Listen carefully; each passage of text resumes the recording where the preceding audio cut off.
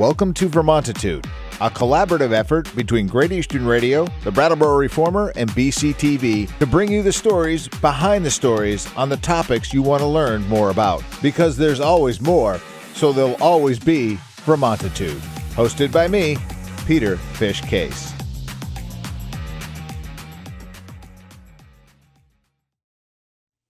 All right, welcome to Vermontitude. Today we tackle the subject in Brattleboro that's been pretty hot as of late. Crime. Joining the program is Lieutenant Adam Petlock from the Brattleboro Police Department. Welcome to the program. Morning. How are you? I'm doing well. All right, let's do this. Let's get right into it. Crime rate in Brattleboro is on the rise. It seems like a softball question, but what's being done about it?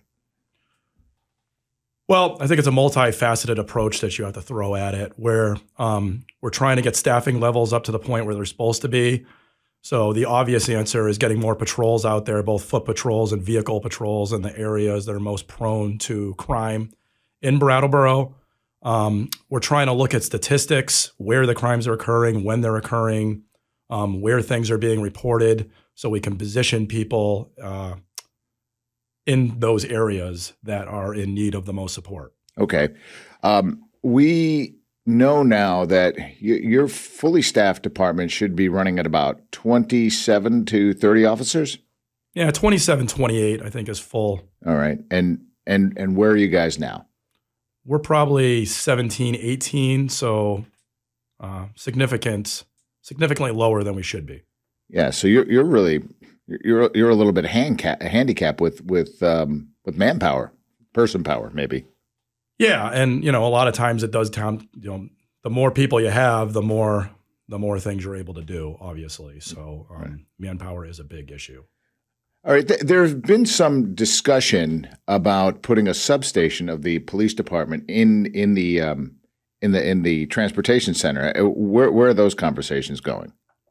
And that'd be more of a question for the town manager, but there's certainly been discussions about a substation and how that would look, how it would be equipped, how it would be staffed. And again, it comes down to staffing and manpower. We need the people to put in the substation. Otherwise, it's not going to serve the purpose that it needs to. Right. Any, if there were an ideal timeline that you were working with, would you say within the next 6 months, within the next 8 months, year? It's not really I guess it's not really a question I could answer satisfactorily. But what I could say is I'd say a year would be more of a reasonable approach, especially when we're talking about getting staffing up to par. All right. What more could the town be doing to support the efforts of the police department? I will say this. I will say that the town of Brattleboro has been very supportive of the police department here. That hasn't been the case in other jurisdictions in Vermont and in New England and nationally. But I think we've been well supported both by the government and the people that live and work here.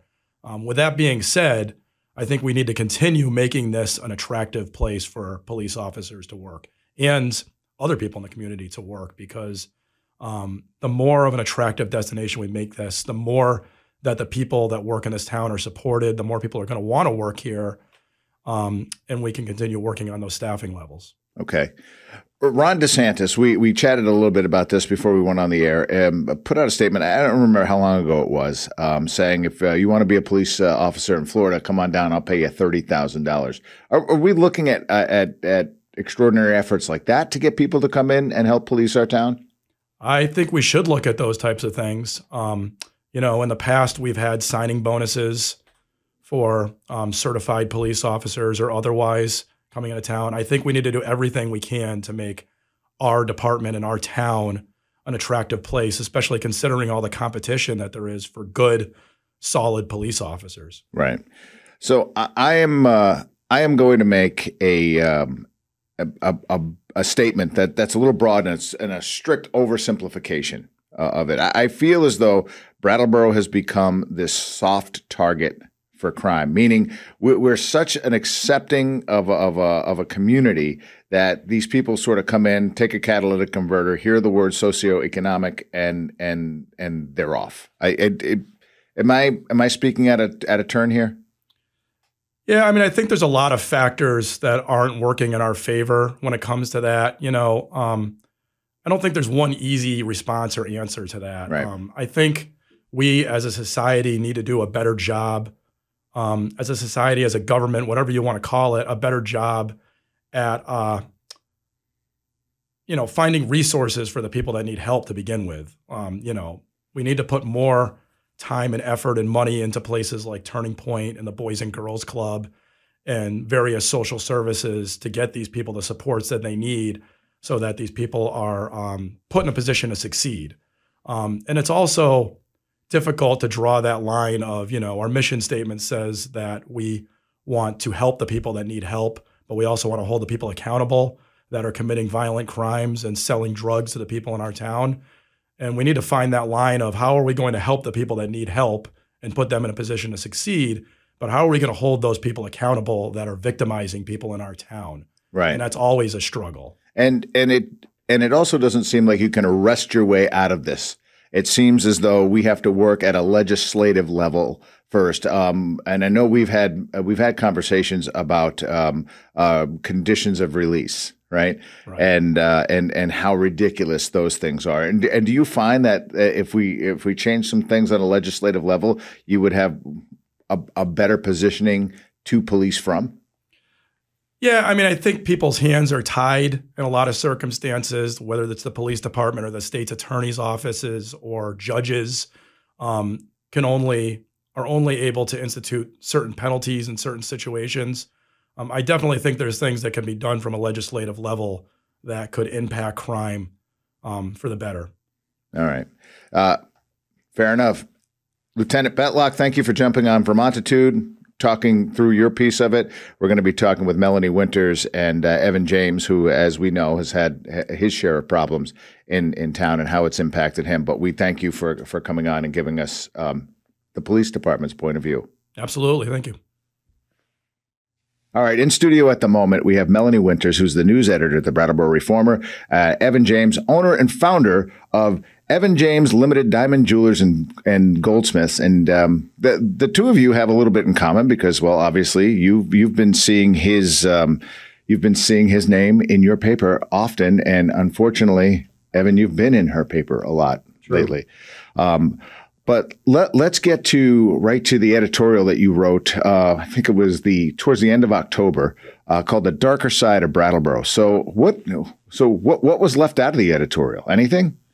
Well, there's a lot of nitty gritty crime that I couldn't include in all of it. I tried to just, do a broad brush. It's happening really all over town. There's certain areas that it seems to be more prevalent, more concerned. People don't feel safe. And we just keep getting more and more reports of that. Obviously, I couldn't include all of that in the editorial. Right. But it's just been a buildup of that. Okay. In the article, of course, you do mention Evan James. And Evan, I will ask you this question. So you've been operating in this town for 35 years.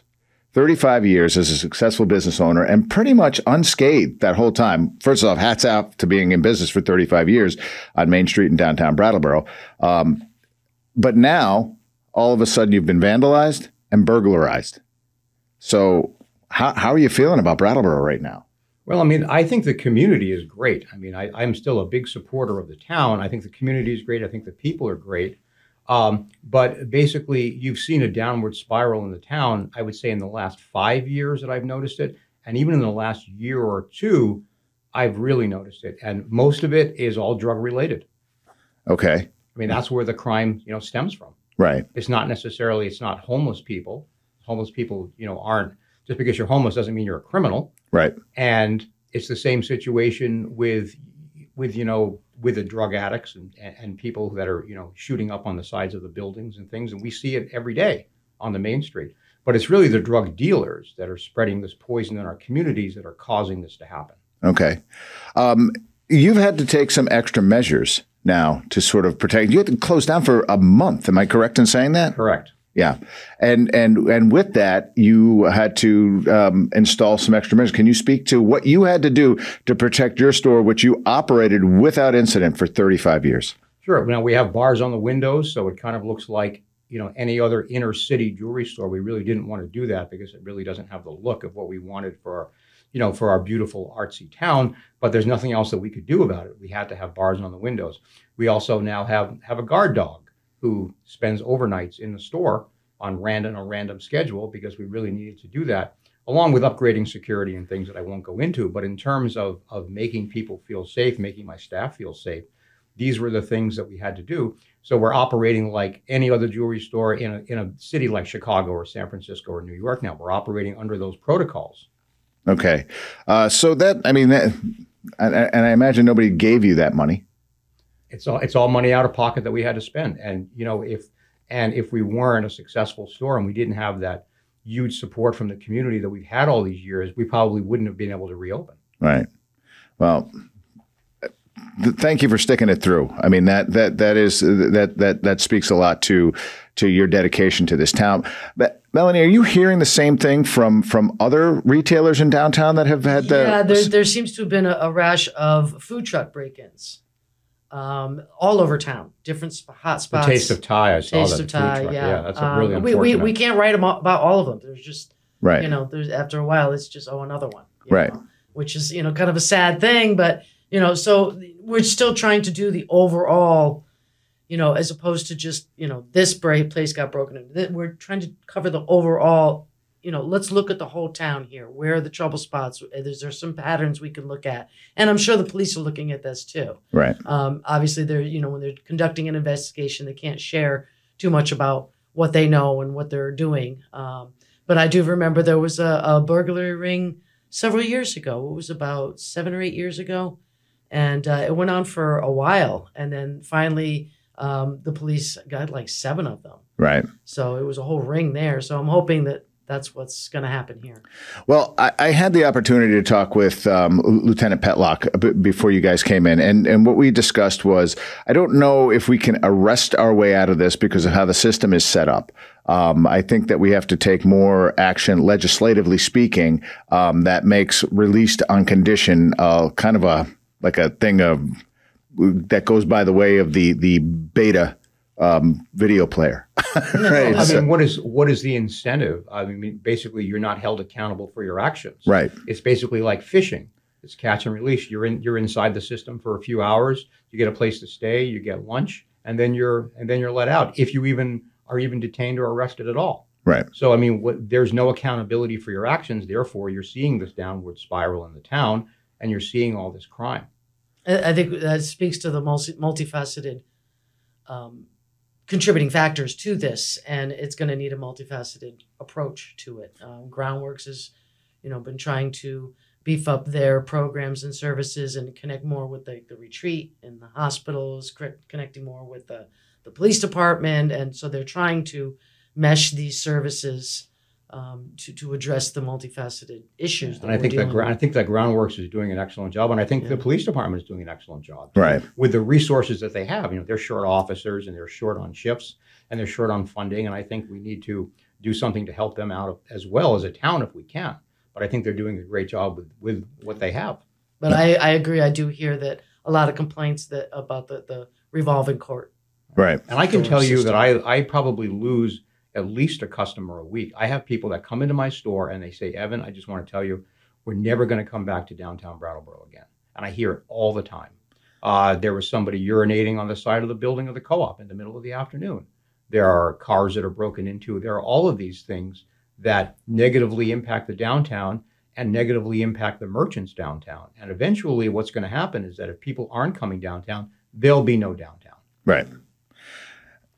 Do you feel, and again, I know that part of what we're seeing here is the lack of police presence, not because they're not out there, but because there's not enough of them out there. Our police are currently staffed at about 17 police officers. What they require is 27 to 28 officers to do the job. Do you feel like an additional 10 officers would really help kind of turn the corner on this? I think it would certainly help. And I also think it would also cover those overnight shifts where there either isn't coverage or there's, very sparse coverage. This is when it happens. My burglaries happened at 3 or 4 o'clock in the morning, right, when there wasn't police coverage, and there needs to be 24-hour coverage all the time. Right. So I think that obviously having more bodies and having more qualified people would certainly help. Right. Okay. Do you feel Melanie, do you feel like the town is a little sort of a soft target for crime? I think for a lot of different reasons, Vermont is seen as soft on crime. Also because of our proximity to, kind of a tri-state region and access from 91. So in a sense, yeah, I do think so. Right. And Evan, do you feel the same way? I do. I feel the same way. The person that did the burglaries in my stores is from like the Hartford, Springfield area. So yeah, definitely. I mean, it's geographically undesirable to be where we are on exit 1. It's just a straight shot from New York City all the way down. I mean, if you're going to come here and you're going to sell drugs, it's an easy target. But that's also what makes it a strong tourism draw. Yeah. Yeah, no, I understand the whole tourism thing, and I get it. And right now, it sounds like it's sort of the tourism trade is more paying for what's been going wrong in this town than what's been going right, unfortunately. I mean, it's the same situation. I mean, I have customers that come into my store and they say, well, see, we have a parking garage there. Should we park in the parking garage? And that's a whole other issue that I don't want to get into. Right.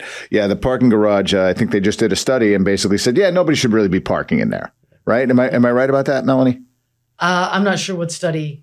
Well, I seem to remember something that it had folded into the Boys and Girls Club, and with the proximity of crime on that strip right. of Flat Street, which impacts you directly because you're the second door you hit when you turn a right onto Main.